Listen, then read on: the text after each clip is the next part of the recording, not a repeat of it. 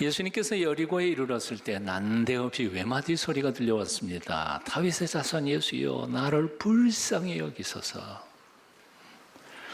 군중들은 그 거지를 향해 소리쳐 꾸짖었습니다. 시끄러워, 조용히 해. 군중들은 한 거렁뱅이의 절박한 외침에 관심이 없었습니다. 그가 뭘 원하는지, 왜 그렇게 소리를 질러 대는지, 무슨 급한 일이 있는지 아무도 알려고 하지 않습니다. 다만 그 소리가 시끄러우니까 저지했던 거죠. 하지만 며칠 후 십자가에서 돌아가실 죽음을 앞에 두신 예수 그리스도, 그분은 불쌍한 맹인 거지의 울부짖음을 들으셨습니다. 그리고 그를 부르십니다. 49절입니다. 예수께서 머물러 서서 그를 부르라 하시니, 예수께서 머물러 서서 그를 부르라 하시니, 예수님께서는 그 사명의 바쁜 발걸음을 머무르셨습니다. 그리고 그 자리에 서셨습니다. 이거보다 더 중요한 일이 있다고 생각하신 거죠. 그를 부르라 말씀하십니다. 만민의 죄를 대신 짊어지고 죽으러 예루살렘으로 오시는 마지막 가는 길에서조차 예수님께서는 보잘것없는 한 거렁뱅이 맹인의 울부짖음에 귀를 기울이셨습니다. 우주보다도 크시면서도 이토록 미미한 우리 인생들을 한 사람 한 사람 신음소리를 들으시며 보살피시는 긍휼이 풍성하신 하나님, 오늘 본문에서 우리가 만나는 첫 번째 하나님의 모습입니다. 한번 따라해 보실래요? 긍휼이 풍성하신 하나님. 다윗은 시편 8장 4절에서 이렇게 노래합니다. 사람이 무엇이간데 주께서 저를 생각하시며 인자가 무엇이간데 주께서 저를 권고하시나이까. 권고란 말은 영어로 take care 이란 말입니다. 보살피신다는 거죠. 하나님, 우리가 뭔데 이렇게 사랑하세요? 하나님, 우리가 뭔데 이렇게 우리를 보살펴 주세요? 다윗은 그렇게 노래했습니다. 그러나 가끔 우리는 하나님이 우리를 내팽개쳐 버리시는 것 같이 느껴질 때가 있습니다. 가끔 길가에 버려진 고아처럼 느껴질 때도 있습니다. 그래서 흑인 영가, 흑인들은 너무너무 처절하게 이런 영가를 불렀습니다. Sometimes I feel like a motherless child. Sometimes, 가끔 I feel like a motherless child. 엄마 없는 고아처럼 느낄 때가 있습니다. 반복해서 노래 부르죠. 부르고 싶은데 시간이 없어서. Sometimes I feel like a motherless child. Sometimes I feel like a motherless child. 반복해서 쭉 나가다 후렴기 가면 이렇게 노래해 주죠. A long ways from home. A long ways, 멀리 떠나. From home, 집에서부터 멀리 떠나. 외로운 땅에 서 있는 엄마 없는 고아 같은 생각이 들 때가 있어. 우리 심정이 아닐까요? 가끔은 우리는 아무리 기도를 해도 하나님이 응답하지 않는 것 같습니다. 그토록 울부짖는데도 대답 안 하실 때가 있다는 말입니다.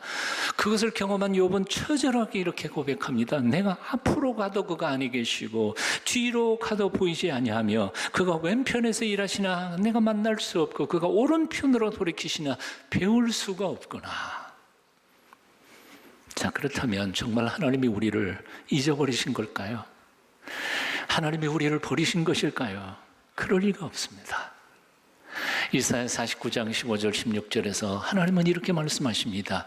여인이 어찌하여 그 젖 먹는 자식을 잊겠으며 자기 태에서 난 아들을 긍휼히 여기지 않겠느냐. 그들은 혹시 잊을지라도 나는 너를 잊지 아니할 것이라. 여러분 한번 같이 읽어보실까요? 함께 읽어봐요. 시작. 여인이 어찌 그 젖 먹는 자식을 잊겠으며 자기 태에서 난 아들을 긍휼히 여기지 않겠느냐. 그들은 혹시 잊을지라도 나는 너를 잊지 아니할 것이라. 다시요. 그들은 혹시 잊을지라도 나는 너를 잊지 아니할 것이라. 우리를 창조하신 하나님이에요.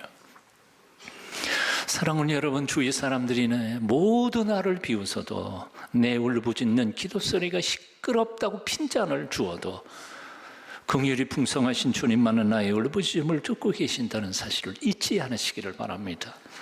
긍휼이 풍성하신 사랑의 아버지 하나님은 나의 신음소리에 귀를 기울이시며 나를 결코 버리지 않으실 것을 믿으시기를 바랍니다.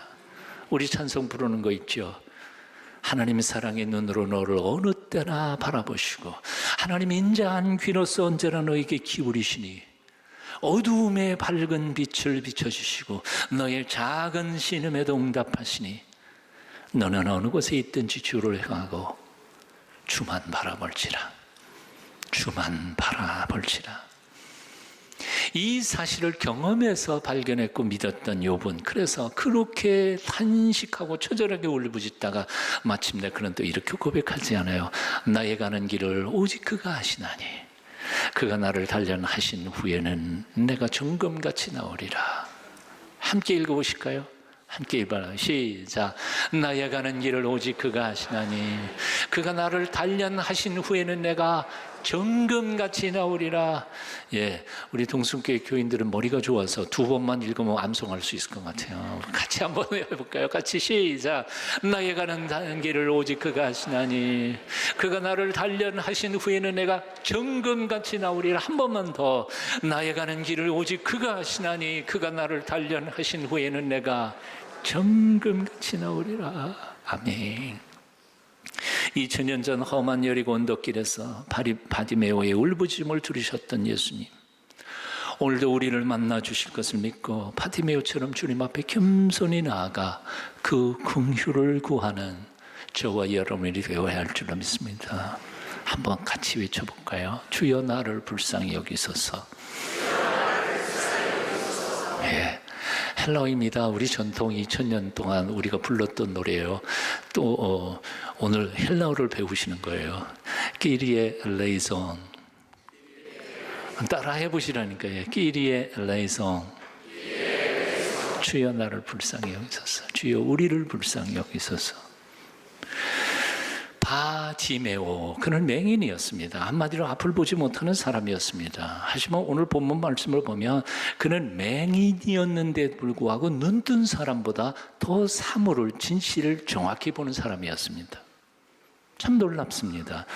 47절 여러분 같이 읽어보실까요? 함께 읽어요. 시작. 나사렛 예수시란 말을 듣고 소리질러 이르되 다윗의 자손 예수여 나를 불쌍히 여기소서. 나사렛 예수란 말과 뒤에 다윗의 자손 예수란 말, 예수님의 호칭이 두 개나 등장합니다. 그런데 앞에 호칭은 군중들이 말한 거고 뒤에 거는 바디메오가 말한 겁니다. 호칭이 비슷한 것 같지만 엄청난 차이를 가지고 있습니다. 나사렛 예수란 나사렛에서 온, 고향이 나사렛인 예수라는 예수님의 인성을 얘기하는 것입니다. 그런데 비해서 다윗의 자손 예수라고 하는 것은 다윗의 자손 중에서 메시아가 온다는 구약의 예언을 믿고 당신이 그분이심을 믿습니다 하는 고백하는 마음으로 그분의 신성을 인정하고 도우심을 구하는 용어입니다.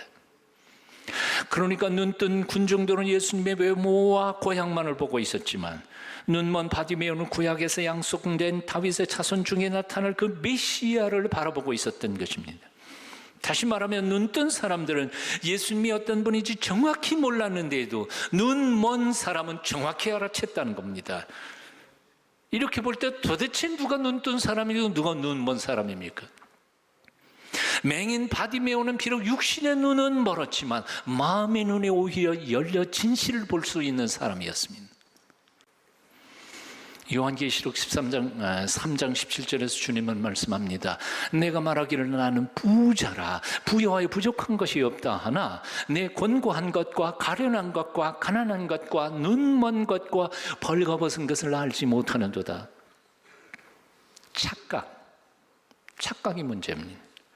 본다고 착각하는 거, 믿는다고 착각하는 거, 안다고 착각하는 거. 하지만 실제는 볼 것도 못 보고 알 것도 알지 못하고 믿을 것도 믿지 않으면서 살아가는 착각 속에서 오늘날 많은 그리스도인들이 그만 진정한 참된 신앙을 가로막고 진정 하나님이 주시는 축복을 잃어버릴 때가 너무너무 많더라는 겁니다.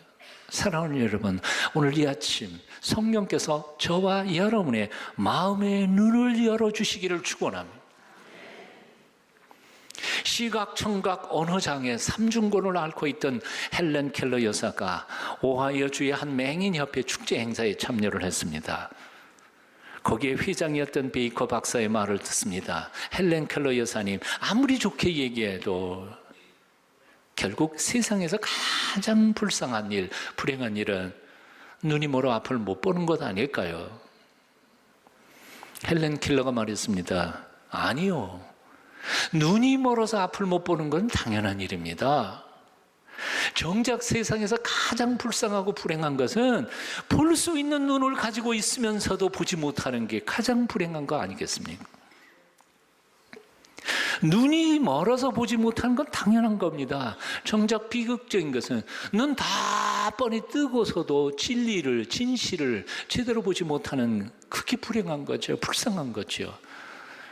귀가 멀어서 못 듣는 것은 불행한 게 아닙니다. 귀를 다 듣고 있는데 사랑하는 사람의 말, 귀를 못 알아듣는 거, 이건 비극이죠. 그게 얼마나 불쌍한 일입니까? 복음을 다시 똑같은 시간에 설교를 똑같이 들으면서도 못 알아듣는 사람은 얼마나 불쌍한 일입니까?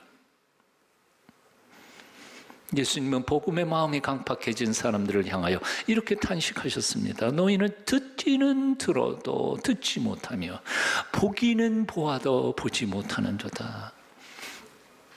찬송가 305장 나 같은 죄인 살리신 이라는 찬송가는 아시는 것처럼 노예선 선장이었던 존 뉴턴이 회개하고 지은 시에다가 가락을 붙여서 된 찬송가입니다. 우리 한글 찬송가에도 은혜가 되지만 사실 영어 문장은 아주 명쾌합니다. I once was lost. 난 한때 잃어버려졌었어요. But now am found. 그러나 지금 난 발견되었어요. 찾아졌어요. 하나님이 나를 찾아주셨어요. Was blind. 옛날엔 내가 맹인이었어요. 앞을 보지 못했어요. 진실을 못 봤어요. But now I see. 나는 지금 봐요. 이게 존 뉴턴의 고백이에요. 여러분 생각해 보십시다. 이 눈을 두고도 왜 못 볼까요? 못 보는 이유가 뭘까요? 진리가 왜 안 보일까요? 이유는 간단합니다. 탐욕 때문이에요. 권력 욕심 때문이에요. 자기 욕심이 눈이 딱 가리면 아버지도 아버지로 안 보입니다. 사람이 짐승으로 보입니다. 존 뉴턴이 아프리카에서 노예를 잡아가지고 영국에, 유럽에 팔아넘길 때 그 새까만 노예들은 노예지 사람이 아니었습니다. 돼지나 소나 마찬가지였습니다. 아프리카 들판에 뛰어다니던 돼지, 소 잡아가지고 파는 거와 똑같았습니다. 사람이 사람으로 안 보여요. 왜냐하면 이게 눈이 재물에 대한 탐욕으로 가려져 버렸으니까요. 하지만 돈만 알던 노예선 선장 존 뉴턴이 예수 그리스도를 만났습니다. 눈이 밝아졌습니다. 보이지 않던 예수님이 눈에 보이고요. 돈으로 보이던 흑인 그 사람들이 사람으로 보이기 시작했습니다. 오늘 아침 영으로 우리 가운데 오시는 예수 그리스도께서 여러분의 마음에 있는 영혼의 눈을 밝혀주시기를 축원합니다. 그래서 하나님도 볼 수 있게 되기를, 그리고 천국도 영생도 볼 수 있게 되기를, 그리고 내 옆에 있는 사람이 진정한 얼마나 소중한 보물 같은 존재인지를 다시 새롭게 깨닫게 되기를 축원합니다. 사실 이 맹인 바디메오는 예수님께 나아가기에는 엄청난 장애물들이 많았습니다. 첫째, 눈이 안 보이는 거죠. 나가기 얼마나 어렵겠어요.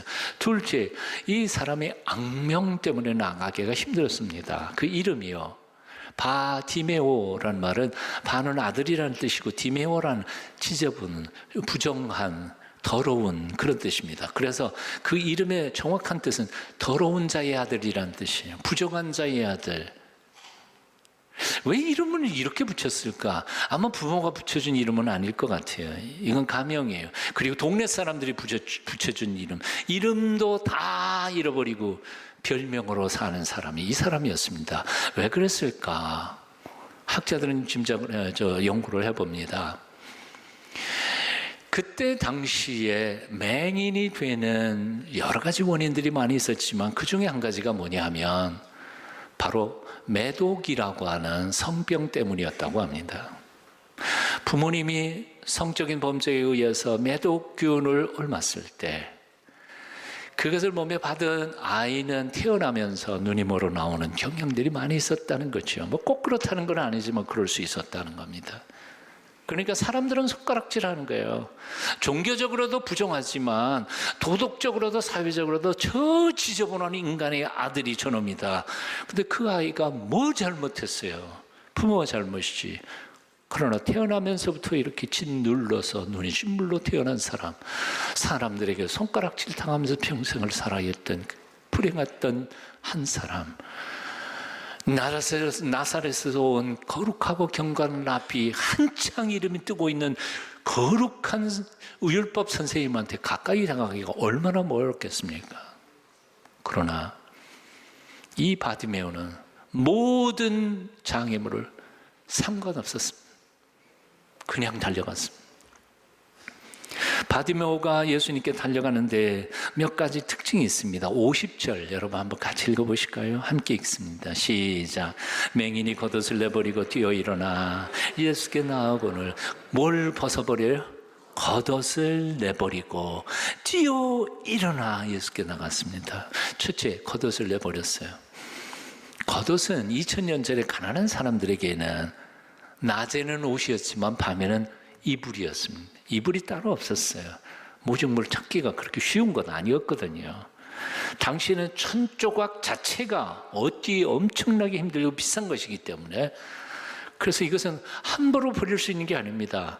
오죽했으면 예수님께서 십자가에 못 박혀 달려 돌아가시는데 밑에서 로마 군병들은 뭐 했다고요? 사형수의 옷조각 그거 가지고 제비 뽑게 하고 있었잖아요. 복음서 요한복음에 보면 예수님께서 잡히시는 날 밤에 겉옷을 벗어버리고 벌거벗고 도망간 제자가 있었다 기록이 나와요. 그죠? 이름이 없어요. 왜일까요? 요한복음이 요한이 썼기 때문에. 자기 이름을 거기다 어떻게 썼겠어요? 그런데 생각해 보면, 아니 겉옷을 벗어버리고 도망갔으면 팬티는 입었을 거 아니에요. 근데 왜 벌거벗었어요? 속옷 안 입었다는 얘기예요. 속옷이 없었다는 거예요. 가난한 사람들에게는. 속옷, 겉옷 갇혀 있는 거는 부자들이나 그렇게 입는 거지. 가난한 사람은 언제 그런 거 다 갖춰 입을 수 있어요. 그러니까 만일 거린 맹인 이 바디메어도 역시 벗으면 속옷 입었을까요? 몰라요. 정확히는 모르지만 없을 것 같아요. 벗어버리고 올라간. 왜 그랬을까요? 하나만 더 물어보겠습니다. 겉을 벗어서 버렸어요. 지금 맹인이에요. 눈이 안 보여요. 군중 속에 그 겉옷이 떨어졌어요. 나중에 와서 겉옷을 찾을 수 있을까요? 없을까요? 그걸 어디서 찾아요? 마지막 남은 유일한 옷까지 하나까지 던져버리고. 왜 그랬어요? 예수님께 달려가는데 걸리적거리고 거추장스러우니까 그냥 목숨 걸고 뛰쳐나간 겁니다. 뛰어 일어나 그랬어요. 맹인이 제일 두려운 것은 앞에 장애물입니다. 웅덩이가 있는지 나무 토막이 있는지 뭐가 있는지 사람이 있는지 굉장히 무서워서 다 살살살 가잖아요. 그런데 그냥 몸을 내던져 예수님의 음성이 들리는 곳으로 달려간 겁니다. 대단한 집중력과 결단이 아니었습니까? 여러분, 우리는 예수님께 나아가는데 얼마나 재고 따지고 계산하고 부정적인 생각을 많이 하는지 모릅니다. 사랑하는 여러분, 언제까지 조상 탓, 세상 탓, 남 원망하면서 주님께 나아가기를 머뭇거리실랍니까? 언제까지 상처 입은 맹수처럼 과거의 상처를 핥으며 요놈 저놈 하면서 자기 연민에 빠져서 살아가겠습니까? 언제까지 주저앉아서 신세 한탄만 하시겠습니까? 일어나십시오. 바디메오처럼 뛰어 일어나 예수 그리스도께 달려 나아가십시오. 다른 사람들의 부정적인 소리는 듣지 말고 오직 주님의 음성만을 들으며 그분만을 바라보며 뛰어드십시오. 그분 앞에 호소하십시오. 주님, 내 안에 아픔이 있습니다. 내 안에 고통이 있습니다. 나는 상처투성이입니다. 그러니 나 고쳐주세요. 보기를 원합니다. 새롭게 되기를 원합니다. 나 새롭게 만들어 주시옵소서. 기도하실 때에 바디메오가 자리를 박차고 예수님께 달려갈 때 그 눈을 뜨게 해주셨던 기적이 오늘 이 아침에도 여러분에게도 있게 되기를 축원합니다. 윌리엄 글래드스톤이라고 하는 영국의 수상, 자기가 가까운 친구 아들과 이렇게 환담을 나누고 있었다고 합니다. 그 친구 아들이 이렇게 말하는, 아주 자기 부푼 꿈을 꾸고 자기 아버지 친구에게 자기의 미래를 얘기하고 있었습니다. 아저씨, 저는 옥스퍼드 대학을 갈 겁니다. 반드시 졸업할 겁니다. 그래, 훌륭하네. 그럼 그 다음에 뭐 할 건가? 예, 옥스퍼드 대학을 졸업한 다음에 법대를 가죠. 법학을 공부해서 변호사가 되겠습니다. 그래, 좋군. 그 다음에는 예, 국회의원에 입후보해가지고 의원이 되겠습니다. 아주 좋네. 그 다음에는 예, 그 다음에는 각하처럼 제가 수상이 되겠습니다. 그래서 나라와 영국과 여왕 폐하를 위해서 목숨 걸고 살겠습니다. 그래, 아주 좋네. 그럼 그 다음에는 나이가 많으니까 뭐 은퇴해야겠죠. 그래, 아마 그래야겠지. 그리고 그 다음에는 예? 자꾸 그 다음에는 하고 묻는 수상의 질문에 당황한 청년이 이렇게 대답했습니다. 그 다음에는 아마 늙어 죽겠죠. 맞아, 죽을 거야. 그리고 그 다음에는? 아니, 그 다음이라뇨. 그 다음에는 잘 모르겠는데요. 아직 생각 안 해봤습니다. 그랬더니 글래드스톤 그 수상이 이렇게 언성을 높여서 꾸짖었다고 합니다. Young man, you're a fool. Go home and think your life through from its end. 젊은이, 자네 어리석은 놈이야.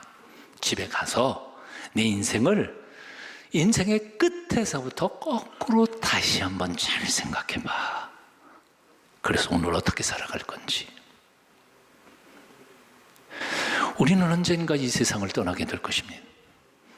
출세가 인생의 전부가 아닙니다. 돈 많이 벌고 즐기는 것이 인생의 전부가 아닙니다. 결국 그 모든 것은 언젠가는 다 사라져버리고 말 것입니다. 우리는 한 줌 흙으로 변할 겁니다. 여러분의 인생을 내 인생의 끝에서부터, 죽음에서부터 다시 거꾸로 다시 한번 생각해 보십시오. 인생의 끝에서 후회하지 않는 의미 있고 복된 인생을 살아갈 준비를 지금부터 하십시오. 참된 인생의 눈을 뜨고 영생을 향하여 걸어가는 여러분의 마음의 눈이 밝아지시기를 축원합니다.